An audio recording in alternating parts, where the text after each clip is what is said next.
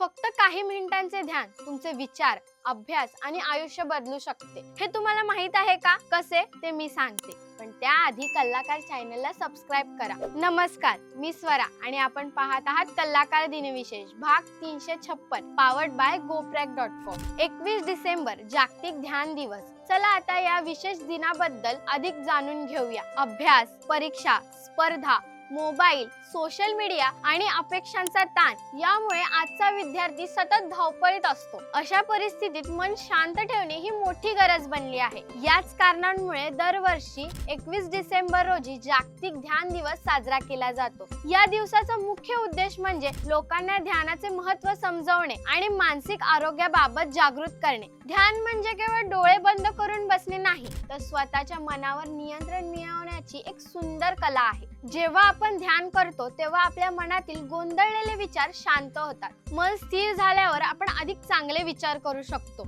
योग्य निर्णय घेऊ शकतो आणि आपले ध्येय स्पष्टपणे पाहू शकतो। ध्यानामुळे माणसाच्या विचारसरणीत सकारात्मक बदल होतो। आजच्या विद्यार्थ्यांसाठी ध्यान अतिशय उपयुक्त आहे। अनेक वेळा परीक्षेची भीती, कमी गुण मिळाल्याचे दुःख, इतरांची तुलना आणि अपयशाची चिंता विद्यार्थ्यांच्या मनावर परिणाम करते। अशा वेळी ध्यान केल्याने मन शांत होते आणि आत्मविश्वास वाढतो।